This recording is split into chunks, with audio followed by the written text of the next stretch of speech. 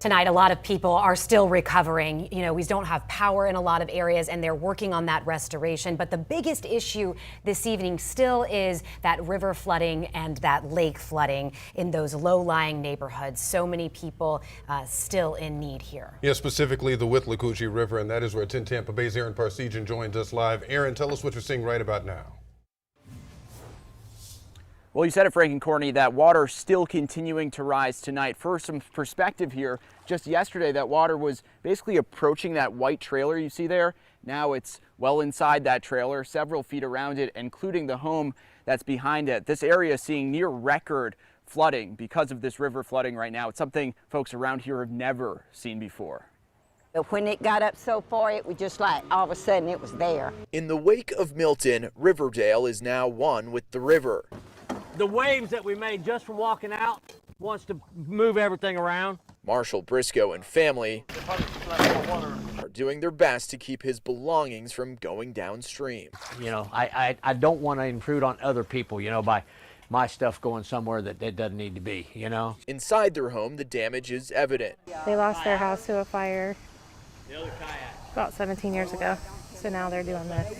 It's the most water they've ever seen here in their neighborhood, and it's still rising. I don't think anybody in the last several decades anyway, in the last 50 or 60 years, 70 years, has seen anything like this. Hernando County Sheriff Al Nienhuis urged folks to evacuate before it was no longer an option. We're finding the road floods before the area around their houses, so they really don't realize that they're trapped until it's too late. Now rescue crews from his department and other agencies have been on the water nonstop.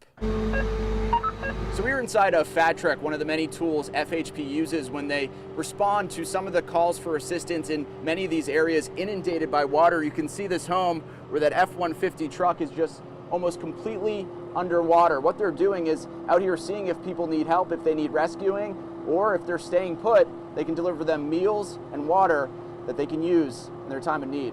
There are still some people that are sticking it out, and we're trying to bring them food and water, non-perishable food, checking on them periodically to make sure they haven't changed their mind. But it's really a lesson that if we say it's a good idea to evacuate, it's probably something that people need to keep a very close eye on. And the sheriff also making it a point to tell people to avoid going in any real depth of this water right now. There are submerged cars, alligators, even water moccasins, contaminants, a lot of things people shouldn't want to mess with at all. And Aaron, you're standing in the short end of the problem right there. You said these concerns will continue because flooding has not peaked yet.